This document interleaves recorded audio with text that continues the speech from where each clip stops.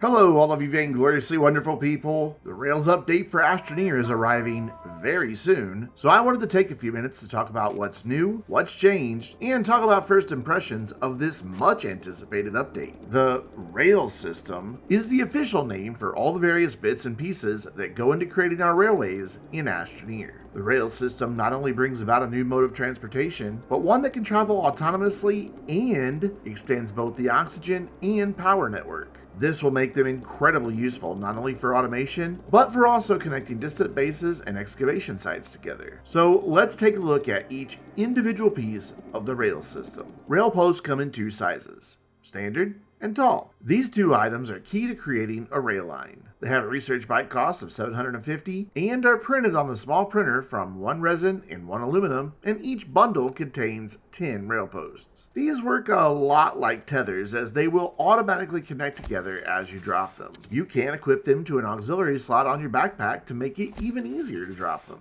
And we'll talk a bit more about added functionality for those aux slots in just a little bit. The rail posts also feature power cables, allowing you to connect power producers or consumers to your power network via the rail posts. As you place each rail post, you will see a hologram appear indicating where the rail line will be placed. There is also a small meter on the rail post itself just above the power cable. As you extend the rail line, you'll see that meter fill. When you reach the maximum length, that meter, along with the hologram, will turn blue. If you exceed their maximum length, or if you try to place them in a way that will not complete the rail line, the hologram and meter both turn red. You can also use each rail post to call the nearest rail car to your location.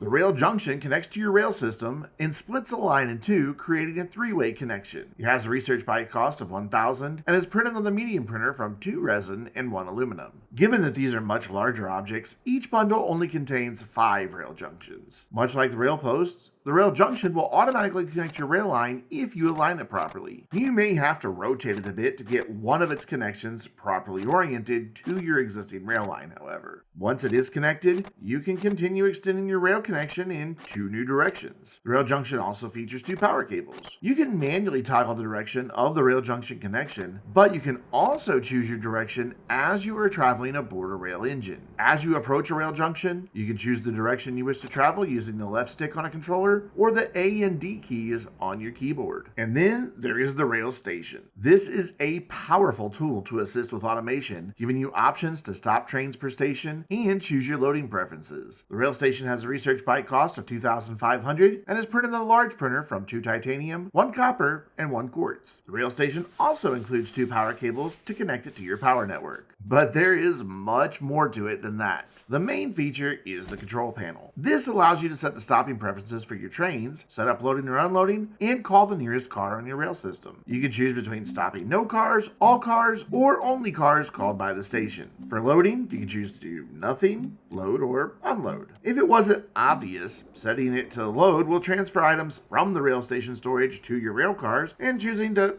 unload will unload the rail cars to the rail station storage. Speaking of that storage, there is one medium tier 3 storage slot that you can use for loading and unloading. You can attach other storage items to that, such as a large storage silo, to greatly expand the amount of items that can be stored for loading or unloading at each train station. The small tier 1 slot to the left of the control panel is for items you do not want included in loading or unloading. In my testing, I was unable to place resource nuggets in that slot, but I could place any other tier 1 item. So you could put a light in there, or a QTRTG for a little extra power, or even a beacon to help you find your station. No matter what you're using to create your rail system, terrain will automatically deform to make way for your rail line. So if you're in a tight cave, it will automatically create a bit of a tunnel for you, or it can punch a nice little hole through a slim bit of terrain that's in your way. Plus, the rail posts can be placed on walls and ceilings, meaning there really are not many limits on where your rail system can take you. Of course, a rail system is rather pointless without vehicles to travel upon it, so let's talk about those. The rail cars are your basic railway vehicle and include a single medium tier 3 slot. These are slower than the rail engine, but they can be chained together. And because someone asked in one of my Twitch streams recently, yes, you can place a rover seat on a rail car to control it. The rail car has a research byte cost of 1,500 and is printed on the medium printer from 2 resin and 1 aluminum. When active, it will draw power at a rate of 1 unit per second. And that power scales up as you increase the number of cars in a train. So if you have 4 cars, you will be using power at a rate of 4 units per second. And then there is the rail engine, which provides not only personal transportation, but also speeds up your trains. It features a headlight and 2 aux slots, though it seems you need to have a power producer directly connected to your train to power any lights in those aux slots. The rail engine can only be placed on the front or the back of a train, though you can have a rail engine at each end if you wish. It has a research byte cost of 1,000 and is printed on the medium printer from 1 resin, 1 aluminum, and 1 copper. When active, it will draw power at a rate of 3 units per second. If your rail network does not provide enough power to meet the requirements of all active rail cars and rail engines, they will operate at a slower speed. You can chain together up to 6 railway vehicles to make up a single train, and though you can have multiple trains on a single rail line, they cannot occupy the same rail segment. And we're not done talking about the railway system yet. Rail posts and rail stations are equipped with reaction slots that activate in response to railway vehicles. The rail junction includes a pin slot for each of the 3 possible connections, which means you can set up target pins to automatically switch the rail junction for you. When triggered by a target pin, those connections will automatically switch the rail junction based upon which connector was targeted. The one just below the mesh railing will align the rail junction for a straight through connection, while the 2 on either side will align the tracks to create connections corresponding to the side of the junction on which they are located. The rail station also features pin slots that will move a docked train in the desired direction. Additionally, storage sensors have been updated so that when they are placed on a railway vehicle, they will monitor storage across the entire train. There are a couple of other rail-related objects included in this update as well, but they are unlocked and utilized in the new missions. Fairly early in your mission progression, you will unlock the Digging Deeper mission. Now, I believe this unlocks after you've completed the Talking Tungsten mission, and if you've already completed the Talking Tungsten mission, the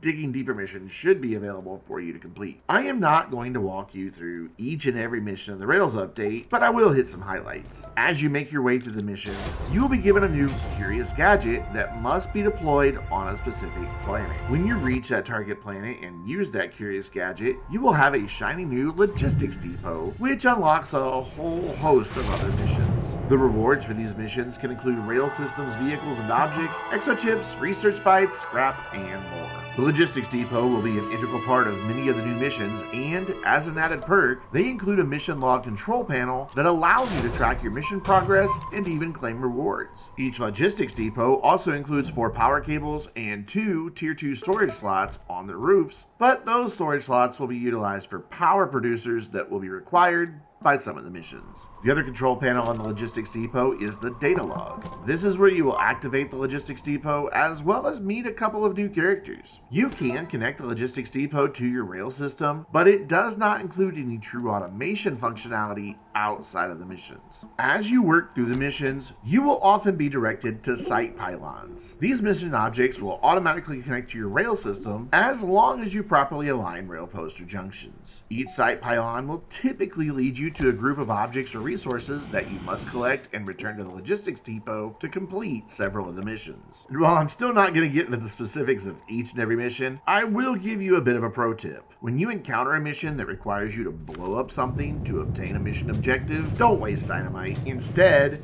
first collect a bunch of that object and place them very close together, then use a single dynamite to blow them all up at once. The missions will take you to Glacio, Calidor, and Silva, and along the way you'll discover the importance of railways within exodynamics. And once you have completed all of the missions, you will have unlocked the train whistle emote, the conductor suit, and a brand new friend, C.O.L.E. C.O.L.E, or Computer-Operated Logistics Engine, is a special locomotive used for personal transport and instilled with a friendly demeanor. C.O.L.E also drives the fastest trains, provides 2 small slots and oxygen, and draws power at a rate of 3 units per second when active. And C.O.L.E has one other trick up their sleeve. Once unlocked, C.O.L.E can be recalled from any mission log on a landing pad or logistics depot. But do keep in mind, if C.O.L.E is in use to speed up a train and you recall them, that train no longer has C.O.L.E as its engine. Tether posts have also been updated to, and I quote, get your automation vibes cranking.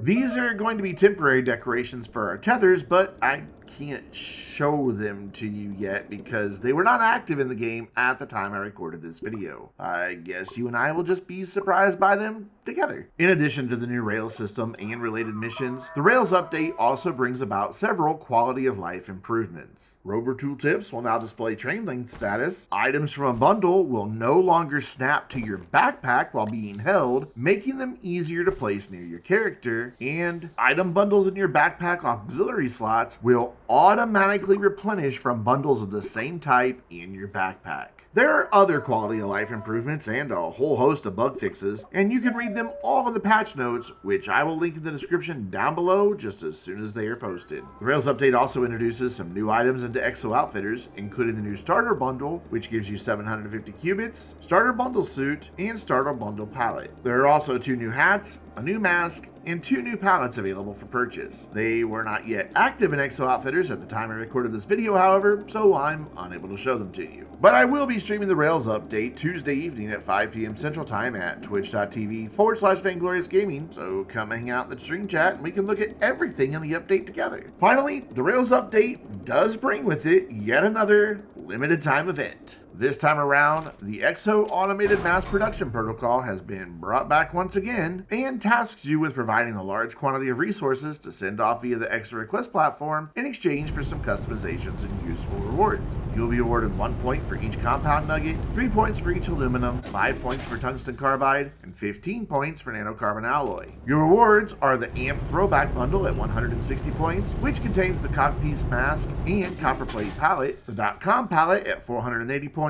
the Thoughtful Emote at 960 points, and the Forge Ahead Mask for 1,920 points. If you're going for the big points, you will need to fill 4 full canisters or 128 total nuggets of nanocarbon alloy to unlock all the rewards from this limited time event. And of course, you will receive useful incremental rewards along the way, including QTRTGs, exo chips, and other resources. So that's everything that is new and changed with the Rails update for Astroneer. So let's talk about my first impressions. I have had access to the update for several weeks now, so I've had time to play through everything a few times. Let's start off with the stuff I really like.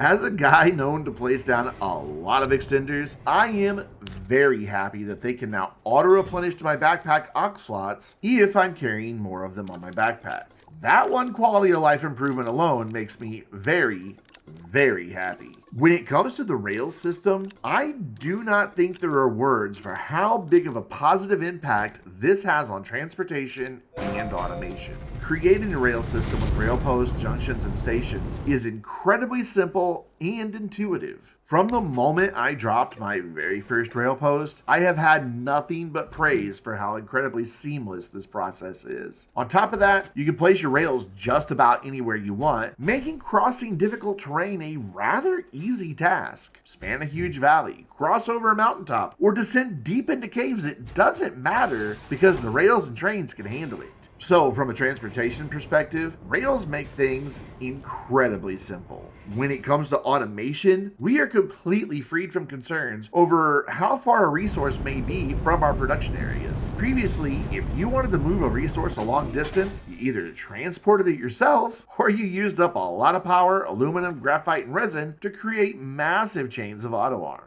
Now, just one aluminum and resin move those resources the same distance that would have required numerous auto arms and platforms. Factor in the automation controls provided by the new rail station settings and the reaction and pin slots, and there is an entirely new facet of automation opened up to you. With just a bit of planning, you can have multiple trains transporting countless resources all across the planet, with all of it running completely through hands-off automation. The rail system is quite literally a game changer. I can and probably will in live streams go on and on about how much I absolutely love the addition of the rail systems. Not only does the rail system open up a whole new world of opportunities, I feel that Systemera did a very good job in balancing it all so it is easily accessible. The byte costs are reasonable, and the materials required to print everything are easily obtainable. There isn't really much in the way of stopping you from jumping right into building a rail system.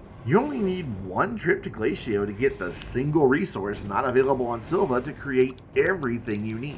Likewise, the power requirements for the rail engines and cars are right where they should be. You can get up and running with just a small bit of power, and you can scale things up to meet your growing needs as you make progress through the game, meaning your power network will scale up right alongside you. So my hat's off to Systemera for getting the balancing of the rail system absolutely perfect. That isn't to say I'm fond of everything in this update. To be honest, I am not looking forward to running through all of the missions again. In my opinion, many of them felt like boring fetch quests to me. If it weren't for the fact that QoL is a faster rail engine, I probably wouldn't even bother with the Rails update missions again anytime soon. Hopefully, a future update will move QoL to being an item we only have to unlock through missions once, and then it is unlocked for all future saves, similar to the pumpkin shelter or the cosmetics we acquired from the xenobiology update. Speaking of the xenobiology missions, coupled with the Rails update, I am concerned that we are going to wind up in a situation where far too many useful things are locked behind boring and uninteresting fetch quests. Honestly, we might already be there.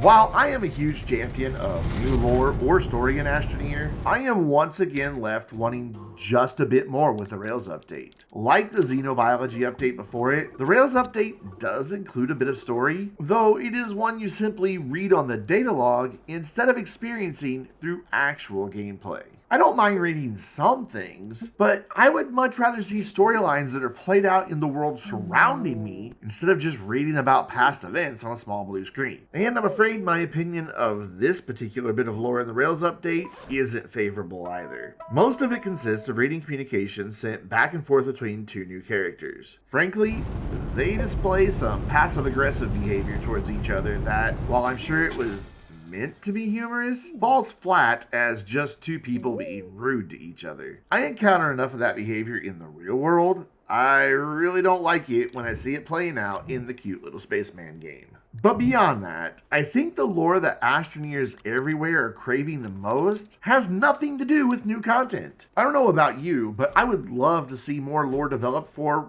why Exodynamics even sent Astroneers out into space in the first place. I'd love to see more lore that unravels a bit of the mystery surrounding gateway chambers and engines, the satellite, and even the gateway fast travel network. I'd even love to see more lore surrounding all of the wreckage we encounter across all the planets. I mean, sure, we get to see some limited data log entries that relate to xenobiology and Rails updates, but for me, that is not the lore I most want to see fleshed out in Astroneer. And when it comes to the current limited time event, I will echo what I said in my video for the xenobiology update. The LTEs feel like twice reheated leftovers, and I no longer enjoy them. Sure, I complete them to get the cosmetics, but they feel more like a chore than an adventure. I think it is time for Systemera to either ditch the LTEs altogether, or come up with some that are entirely new. At the time I'm writing the script for this video, I have not yet completed this LTE, and I am not looking forward to doing so. But enough of the negative, because I do not want to end this video on a negative note. So let's back up just a tiny bit. Despite having some things I did not enjoy, the Rails update, and specifically the Rails system, revolutionizes many aspects of Astroneer. I had taken a break from Astroneer for a while because, frankly, I had become bored with it. But the Rails system opens up so many new possibilities that I've jumped back in, started a new massive automation project during live streams, and I still have tons more ideas of things that I'd like to try that these new tools should make possible. On top of that, I cannot wait to see what the Astroneer community does with this update. I am confident that we are going to see some truly incredible and impressive stuff in the days and weeks to come. So that's what I think about the Rails update for Astroneer. Now it's your turn. head down to the comment section below and let me know what you think of this update. And if you want, let me know what you think about my opinions of it too. And while you're down there, if you enjoyed this video, please hit the like button and maybe even get subscribed. I feature a wide variety of games on my channel, so you should be able to find something you enjoy. You can also head over to twitch.tv/Vainglorious Gaming because I stream Astroneer fairly often. And if you miss any of those streams, my second YouTube channel features all of my past streams in a higher resolution 2 weeks after they were live on Twitch. But here on my main channel, you can expect to see weekly Astroneer content starting again in 2023. And before then, I always upload dev stream debrief videos where I give you a quick summary from Astroneer dev streams that features leaks and information about upcoming updates. I can't wait to read your comments with your thoughts on this update, and until next time, I'm Brandon, reminding you to stay vainglorious.